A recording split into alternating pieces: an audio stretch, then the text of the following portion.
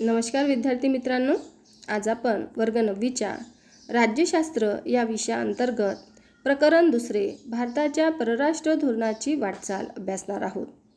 याआधी आपण महायुद्धोत्तर राजकीय घडामोडी हे प्रकरण अभ्यासलं. या प्रकरणाअंतर्गत आपण आंतरराष्ट्रीय व्यवस्था म्हणजे काय, तिचे स्वरूप, मागील शतकात घडून गेलेल्या पहिले महायुद्ध, दुसरे महायुद्ध व शीतयुद्ध यासारख्या महत्त्वाच्या घटना, शीतयुद्धाचे परिणाम आपण समजावून घेतले. आता याच विषयाशी संबंधित अन्य काही विषयांची ओळख आपण करून घेणार आहोत. त्यामध्ये परराष्ट्र धोरणाचा अर्थ व महत्त्व, परराष्ट्र धोरणावर परिणाम करणारे घटक, तसेच आपण भारताच्या परराष्ट्र धोरणाचे स्वरूपसुद्धा जाणून घेणार आहोत. सर्वात पहिल्यांदा आपण परराष्ट्र धोरण म्हणजे काय व त्याचे महत्त्व समजावून घेणार आहोत. आपण मागील प्रकरणात आंतरराष्ट्रीय व्यवस्था म्हणजे काय हे पाहिलं. जगातील सर्वच जे स्वतंत्र आणि सार्वभौम देश आहेत ते परस्पराशी देवाणघेवाण करीत असतात, व्यवहार करीत असतात, काही करारही करीत असतात. यातून स्वतंत्र आणि सार्वभौम राष्ट्रांची जी एक व्यवस्था निर्माण होते त्याला आपण आंतरराष्ट्रीय व्यवस्था म्हटलेलं आहे. आणि या आंतरराष्ट्रीय व्यवस्थेचे जे सर्व देश हे घटक असतात ते सर्व देश एकमेकावर कुठल्या ना कुठल्या कारणाने अवलंबून असतात, कारण कोणतंही राष्ट्र हे सर्वार्थाने स्वयंपूर्ण नसते. म्हणूनच आंतरराष्ट्रीय व्यवस्थेत परस्परावलंबन हे एक महत्त्वाचं वैशिष्ट्य मानले जाते. आता आपण परराष्ट्र धोरणाच्या अर्थाकडे जाऊया.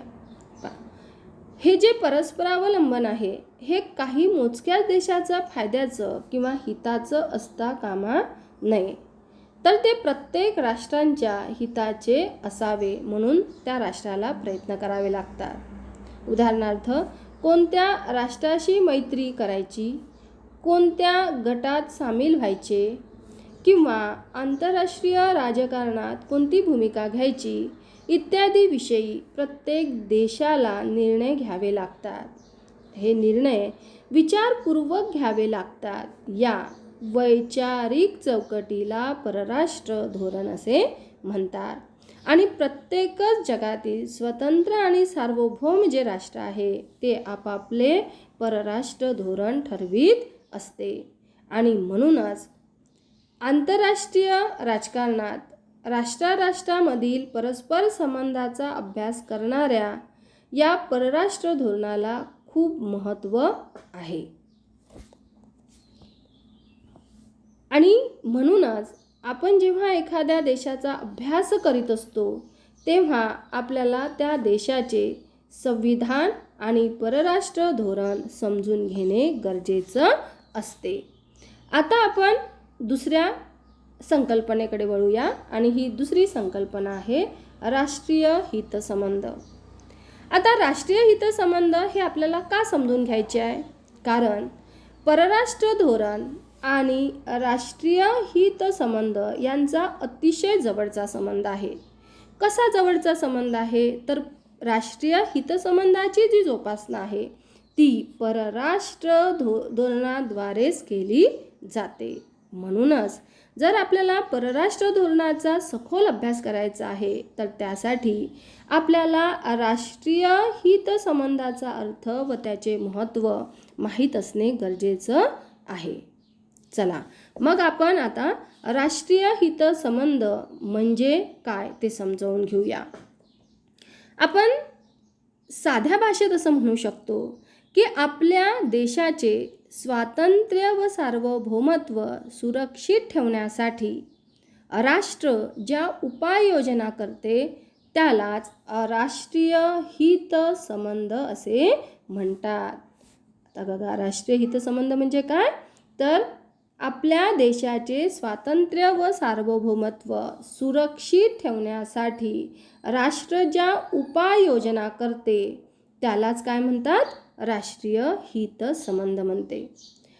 आता फक्त आपला आर्थिक विकास साधून आपले सामर्थ्य वाढविण्याच्या प्रयत्नाचाही राष्ट्रीय हितसंबंधात समावेश केला जातो. म्हणजे आर्थिक विकास याचा तर समावेश राष्ट्रीय हितसंबंधात होतोच, पण त्यासोबत आपल्या देशाचे सामर्थ्य संरक्षणाच्या दृष्टीने सामर्थ्य वाढवण्याचे जे प्रयत्न राष्ट्र करते त्याचाही समावेश राष्ट्रीय हितसंबंधात होतो.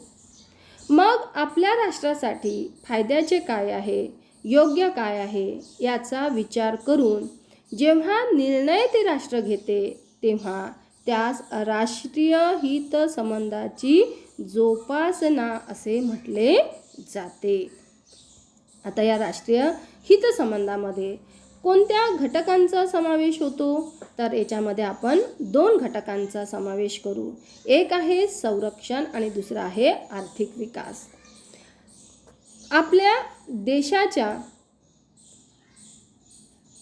आपल्या देशाच्या स्वातंत्र्य आणि सार्वभौमत्व अखंडतेचे रक्षण करणे म्हणजे संरक्षण होय.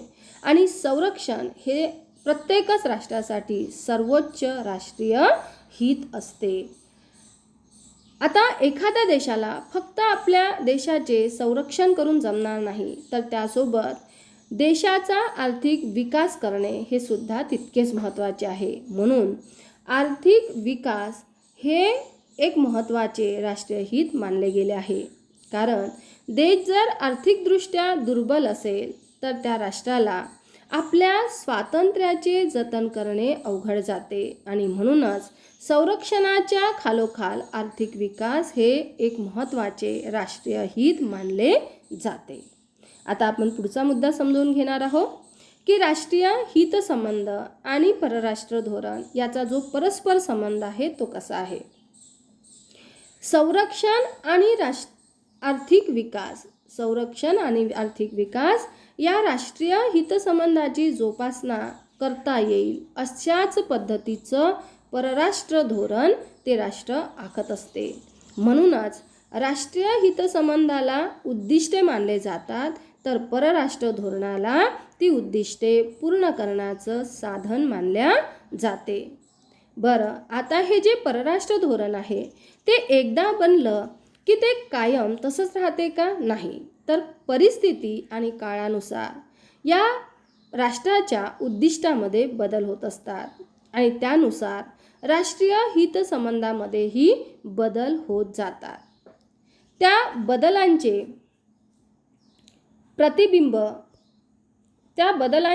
प्रतिबिंब परराष्ट्र धोरणात दिसून येते. म्हणूनच परराष्ट्र धोरण हे प्रवाही आहे असं मानलं जाते. आता चला चर्चा करूया. परिस्थिती आणि काळानुसार परराष्ट्र धोरणात बदल होत असले तरी काही देशाचे परराष्ट्र धोरण हे काही शाश्वत मूल्यावर आधारलेले असते. म्हणजे ती मूल्ये कधीही न बदलणारी असतात. परराष्ट्र धोरणाच्या उद्दिष्टामध्ये बदल होऊ शकतो, परंतु जे शाश्वत मूल्यांवर ते तयार केलं गेलं आहे ते बदलत नाही. उदाहरण आपण द्यायचं झाल्यास भारताचे जे परराष्ट्र धोरण आहे ते आंतरराष्ट्रीय शांतता, मानवी हक्क आणि सुरक्षितता या शाश्वत मूल्यावर आधारलेले आहे. मग ही मूल्ये या मूल्यावर आधारित जर परराष्ट्र धोरण आपल्याला साध्य करायचं ही मूल्ये जर आपल्याला साध्य करायची असतील तर परराष्ट्र धोरणात कोणत्या तरतुदी असल्या पाहिजेत असं तुम्हाला वाटते? बघा, आंतरराष्ट्रीय शांतता, मानवी हक्क, सुरक्षितता या मूल्यांचं संरक्षण करण्यासाठी आपल्या परराष्ट्र धोरणामध्ये वसाहतवाद, साम्राज्यवाद, वंशवाद याचा विरोध केला आहे. त्याचबरोबर निशस्त्रीकरण, ज्यामुळे आंतरराष्ट्रीय शांतता धोक्यात येते, त्या शस्त्रीकरणावर मर्यादा घालण्यासाठी निशस्त्रीकरणाचा पुरस्कार केला गेला आहे. सोबतच आपल्याला दिसते की आपण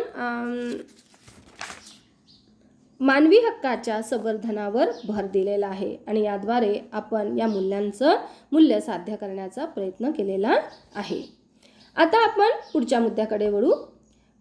हे जे परराष्ट्र धोरण आहे हे ठरवताना कोणत्या घटकांचा परिणाम परराष्ट्र धोरणावर होतो? ते यामध्ये आपल्याला प्रामुख्याने दिसते की परराष्ट्र धोरणावर परिणाम करणारे जे घटक आहे त्यामध्ये देशाचे भौगोलिक स्थान, राजकीय व्यवस्था, अर्थव्यवस्था, राजकीय नेतृत्व आणि प्रशासकीय घटक या 5 घटकांचा परिणाम होत असतो आणि यावरून त्या देशाचे परराष्ट्र धोरण ठरवले जाते. आपण आता पहिल्या परराष्ट्र धोरणावर परिणाम करणाऱ्या घटकांचा विचार करूया आणि तो घटक आहे देशाचे भौगोलिक स्थान. आपण जर आपल्या पृथ्वीगोलाचा किंवा नकाशाचं जर निरीक्षण केलं तर आपल्याला बऱ्याच गोष्टी लक्षात येतात. उदाहरणार्थ, काही देश हे अन्य देशापासून दूर अंतरावर आहेत. जसं आज आपण पाहिलं की आपला भारत आणि अमेरिका असे जर दोन देश घेतले तर याच्यामधलं अंतर मोठं आहे. तर काही राष्ट्रांच्या आजूबाजूला अनेक शेजारी देश आहेत. जसं भारताचं आपण जर उदाहरण घेतलं तर आपल्या आजूबाजूला नेपाळ आहे, पाकिस्तान आहे, चीन आहे, बांगलादेश आहे, म्यानमार आहे, भूतान आहे, अशा अनेक शेजारी राष्ट्र आपल्याला लाभलेले आहेत. काही देशांना मोठा समुद्रकिनारा लाभला आहे, तर काही राष्ट्रांकडे भरपूर खनिज संपत्ती आहे. थोडक्यात काय, तर त्या देशाचा आकार, त्या देशाची लोकसंख्या, तिथल्या जमिनीचा पोत, त्या देशाला लाभलेला समुद्रकिनारा, तेथील नैसर्गिक साधनसंपत्तीची उपलब्धता, या सर्वच बाबी त्या देशाला आपलं परराष्ट्र धोरण ठरवताना विचारात घ्याव्या लागतात. का? कारण उदाहरण जर द्यायचं झालं तर एखाद्या देशाला जर मोठा समुद्रकिनारा लाभला आहे तर तिथली अर्थव्यवस्था त्या परिस्थितीवर अवलंबून असते. तिथले व्यवसाय तिथल्या त्या परिस्थितीवर अवलंबून असतात आणि म्हणून एकंदर आपल्या देशाची परिस्थिती लक्षात घेता त्या देशाला आपलं परराष्ट्र धोरण ठरवावं लागते. वेगवेगळ्या देशांसोबत आपले संबंध कसे आहेत, शेजारी राष्ट्रासोबत कसे संबंध आहेत, त्यापासून काही धोके आहेत का, ह्या सगळ्या गोष्टी आपल्याला लक्षात घ्याव्या लागतात. आता आपण दुसऱ्या मुद्द्याकडे वळूया आणि परराष्ट्र धोरणावर परिणाम करणारा आपला जो दुसरा मुद्दा आहे तो आहे राजकीय व्यवस्था. आता जे लोकशाही स्वरूपाचे देश आहेत तिथल्या राजकीय व्यवस्थेत संसदेला परराष्ट्र धोरणाच्या निर्मितीत महत्त्वाचे स्थान असते. कारण परराष्ट्र धोरणासंबंधीच्या विषयावर संसदेत चर्चा होते. विरोधी पक्ष संसदेत असल्यामुळे ते यावर प्रश्न विचारून परराष्ट्र धोरणावर नियंत्रण ठेवू शकतात. संघराज्य व्यवस्था असणाऱ्या देशांना परराष्ट्र धोरणाची आखणी करताना घटक राज्याचाही विचार करावा लागतो. कारण शेजारी राष्ट्रामधील घडामोडीचा या घटक राज्यांवर परिणाम होत असतो. उदाहरणार्थ बघा, श्रीलंका हा आपल्या भारताच्या शेजारी असणारं एक दक्षिणेकडील राष्ट्र आणि दक्षिणेकडे असणाऱ्या जे तामिळनाडू सारखं राज्य आहे आपल्या देशाचं, जर श्रीलंकेत काही घडलं तर तिथल्या घडामोडीचा परिणाम हा लगेच तामिळनाडूवर दिसून येतो. बांगलादेश हा आणखी आपलं एक शेजारी राष्ट्र, तिथे काही घटना घडल्यास त्याचा परिणाम त्याला लागून असणारे भारतातील जे राज्य आहे, पश्चिम बंगाल आणि ईशान्येकडील राज्य जसं आसाम आहे, नागालँड आहे, अशा राज्यांवर होत असलेला आपल्याला दिसतो. आपण सविस्तर जरी समजून घेतो म्हटलं तर आपल्या लक्षात येईल की जेव्हा पाकिस्तानचे 2 भाग झाले आणि त्यातून मग बांगलादेशची निर्मिती झाली, त्यावेळेस पाकिस्तानमध्ये जे राजकीय अस्थिरता निर्माण झाली होती त्यातून अनेक बांगलादेशी लोक हे आपल्या भारतामध्ये स्थलांतरित झाले होते आणि त्याचा परिणाम आपल्या शेजारील राज्यांवर आणि देशावर झालेला दिसतो. असे का करावे लागते?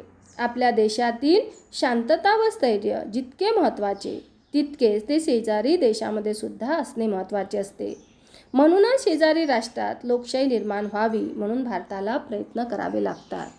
बघा, आपण पाहिलं की जर शेजारी राष्ट्रात शांतता असेल, स्थिरता असेल तर काय होईल की त्याही देशाचा विकास होईल आणि आपल्याही देशाचा विकास आपल्याला करता येईल. कारण तिथे जर लोकशाही नसेल, हुकुमशाही असेल किंवा अस्थिरता, स्थैर्य असेल तर त्याचे पडसाद आपल्या देशावर उमटतात. जसं मी आत्ताच तुम्हाला देशाच्या निर्मितीच्या वेळेस त्याचा जो भारतावर परिणाम झाला ते पाहिलं आणि मग इंदिरा गांधींनी पुढाकार घेत बांगलादेशच्या निर्मितीमध्ये सहभाग दाखवलेला आपल्याला दिसतो. याचं कारण हेच की आपल्या शेजारी राष्ट्रात सुद्धा जर लोकशाही असेल तर आपल्या देशात सुद्धा शांतता आणि स्थिरता लाभते. चला, तिसरा घटक आपण अभ्यासूया. आणि तिसरा घटक आहे आपला तो म्हणजे अर्थव्यवस्था. आता आधुनिक काळात कोणत्याही देशाच्या आर्थिक स्थितीला परराष्ट्र धोरण ठरवताना अतिशय महत्त्व आहे. कारण आजच्या घडीला फक्त देशाचं संरक्षण करून भागत नाही, तर आर्थिक विकास हे सुद्धा सर्वच राष्ट्रांसाठी एक महत्त्वाचं उद्दिष्ट आहे. त्यामुळे अर्थव्यवस्थेचा सुद्धा परराष्ट्र धोरणावर परिणाम होतो आणि तो 2 प्रकारे होतो. आता आपण पहिल्या प्रकाराने अर्थव्यवस्थेचा परराष्ट्र धोरणावर कसा परिणाम होतो ते समजावून घेऊ. देशाची अर्थव्यवस्था जर मजबूत करायची असेल तर अन्य राष्ट्रांशी प्रस्थापित करावयाचे जे आर्थिक संबंध आहेत, आयात निर्यातीचं धोरण आहे, जागतिक व्यापारात सहभाग आहे, इत्यादी गोष्टीवर त्या देशाचं परराष्ट्र धोरण अवलंबून असते. हा झाला पहिला प्रकार. आपण आता दुसरा प्रकार पाहू. सध्याच्या जागतिक व्यवस्थेत आर्थिक सुरक्षिततेचे जे मुद्दे आहे ते राष्ट्रीय सुरक्षिते इतकेच महत्त्वाचे मानले जातात. म्हणजे सध्याच्या जागतिक व्यवस्थेत आर्थिक सुरक्षिततेचे मुद्दे आणि राष्ट्रीय सुरक्षितता जितकी महत्त्वाची आहे तितकीच आर्थिक सुरक्षितताही महत्त्वाची आहे. कारण एखाद्या देशाची आर्थिक सुरक्षितता जितकी भक्कम तितके ते राष्ट्र सामर्थ्यशाली राष्ट्र म्हणून जगात ओळखले जाते. शिवाय ज्या देशाची अर्थव्यवस्था मजबूत असते ते देश इतर देशावर कमी अवलंबून असतात आणि म्हणून त्यांना स्वतंत्रपणे आपल्या देशाचे परराष्ट्र धोरण आखता येते. आता आपण चौथ्या मुद्द्याकडे जाऊया. परराष्ट्र धोरणावर परिणाम करणारा चौथा घटक म्हणजे राजकीय नेतृत्व. आता हे परराष्ट्र धोरण ठरवताना प्रशासन आणि राजकीय नेतृत्व असं 2ही घटकांचा समावेश असतो. पहिल्यांदा आपण राजकीय नेतृत्व समजून घेऊ. परराष्ट्र धोरण ठरवण्यामध्ये संरक्षण आणि देशाचं म्हणजे संरक्षणाच्या दृष्टीने जे महत्त्वाची पदं आहे जसं परराष्ट्र मंत्री, संरक्षण मंत्री, अर्थमंत्री, गृहमंत्री याचा महत्त्वाचा वाटा असतो. त्याचबरोबर देशाचं नेतृत्व राष्ट्रपती, प्रधानमंत्री यासारख्या महत्त्वाच्या नेतृत्वाचा सुद्धा वाटा असतो.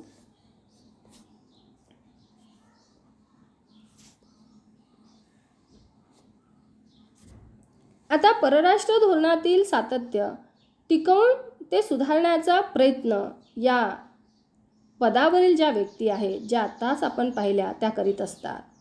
उदाहरण द्यायचं झाल्यास आपल्याला लक्षात येईल की जेव्हा सुरुवातीला आपल्या देशाचं आपण परराष्ट्र धोरण ठरवलं तेव्हा पंडित जवाहरलाल नेहरूंनी भारताच्या परराष्ट्र धोरणात अलिप्ततावादाची भर घातलेली आपल्याला दिसते.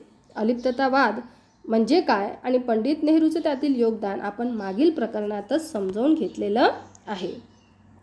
त्यानंतरच्या काळात अटल बिहारी वाजपेयी यांनी सुद्धा भारत चीन संबंध सुधारण्यामध्ये मोठे योगदान दिले आहे. त्यापुढे जाऊन अटल बिहारी वाजपेयी नंतर आलेले जे इतर पंतप्रधान आहेत त्यांनी सुद्धा भारत चीन, भारत पाकिस्तान यांचे संबंध कसे सुधारतील यासाठी प्रयत्न केलेले दिसतात, त्यासाठी योगदान दिलेलं दिसते. खाली यादी पूर्ण करा. खाली काही नेत्यांची नावे व त्यांनी केलेले जे योगदान आहे त्याची माहिती दिली आहे. जसं उदाहरणार्थ लालबहादूर शास्त्री यांनी 1965 मध्ये जे पाकिस्तान आणि भारत युद्ध झालं त्यावेळेस रशियामध्ये जाऊन ताश्कंद करार करून या 2 देशात शांतता प्रस्थापित करण्याचा प्रयत्न केलेला आहे. याचप्रमाणे ही यादी आपल्याला भरायची आहे. जसं इंदिरा गांधी यांनी कोणता करार केला तर सिमला करार. राजीव गांधी भारत श्रीलंका यांच्यामध्ये शांतता प्रस्थापित करण्यासाठी त्यांनी प्रयत्न केले. अटल बिहारी वाजपेयी यांनी सुद्धा पाकिस्तान भारत यांच्यामध्ये संबंध सुधारण्यासाठी लाहोर घोषणापत्र केले होते. पूर्वेकडे पहा, हे जे धोरण आहे ते कोणी सांगितलं किंवा कोणी सुरू केलं तर ते आहे नरसिंह राव. आंतरराष्ट्रीय पातळीवर भारतात गुंतवणूक वाढवण्याचा प्रयत्न नरसिंह राव यांनी केलेला आहे. आता आपण 5वा घटक समजून घेणार आहोत. परराष्ट्र धोरणावर परिणाम करणारा 5वा घटक म्हणजे प्रशासकीय घटक. मगाशीच सांगितल्याप्रमाणे ज्या प्रकारे अर्थमंत्री, गृहमंत्री, परराष्ट्र मंत्री, संरक्षण मंत्री, राष्ट्रपती, प्रधानमंत्री हे राजकीय नेतृत्व परराष्ट्र धोरणात ठरवण्यात मोठा वाटा देत असतात, त्याच प्रकारे परराष्ट्र धोरणाच्या निर्मितीत परराष्ट्र व्यवहार मंत्रालय, परराष्ट्र सचिव, परदेशातील दूतावास, राजनैतिक अधिकारी इत्यादी प्रशासकीय घटकांचा सुद्धा समावेश असतो. परराष्ट्र धोरणासंबंधीचा अंतिम निर्णय घेण्याचा अधिकार हा कार्यकारी मंडळाला असतो. अंतिम निर्णय घेण्याचा अधिकार हा कार्यकारी मंडळाला असतो. अर्थात परराष्ट्र धोरणाचा अंतिम निर्णय हे प्रधानमंत्री आणि त्याचे मंत्रिमंडळ घेत असतात, परंतु या निर्णयापर्यंत पोचण्यासाठी त्यांना प्रशासकीय यंत्रणा मदत करीत असते. मग कशी मदत करते प्रशासकीय योजना? तर प्रामुख्याने परराष्ट्र धोरणास आवश्यक अशी माहिती गोळा करणे, त्या माहितीचे विश्लेषण करणे, त्यावर आधारित योग्य सल्ला देणे इत्यादी कामे प्रशासकीय अधिकारी पार पाडतात. यामध्ये राष्ट्रीय सुरक्षा सल्लागार हे सुद्धा महत्त्वाची भूमिका निभावतात. आणि मग या सर्वांच्या आधारावर सर्वात शेवटी परराष्ट्र धोरणाच्या संदर्भात अंतिम निर्णय प्रधानमंत्री आणि त्यांचे मंत्रिमंडळ म्हणजेच कार्यकारी मंडळ घेत असते. तुम्ही काय कराल? परराष्ट्र सचिव या पदावर तुम्ही काम करत आहात. प्रधानमंत्री चीनला भेट देणार आहेत. परराष्ट्र सचिव म्हणून परराष्ट्र व्यवहार मंत्रालयातर्फे तुम्ही प्रधानमंत्र्याच्या चर्चेसाठी कोणते विषय सुचवाल? हे विषय तुम्हालाच विचार करून काढायचे आहेत. आता आपण पुढे जाऊ. यानंतरचा जो पुढचा घटक आहे तो आपण पुढच्या व्हिडिओमध्ये समजावून घेणार आहोत.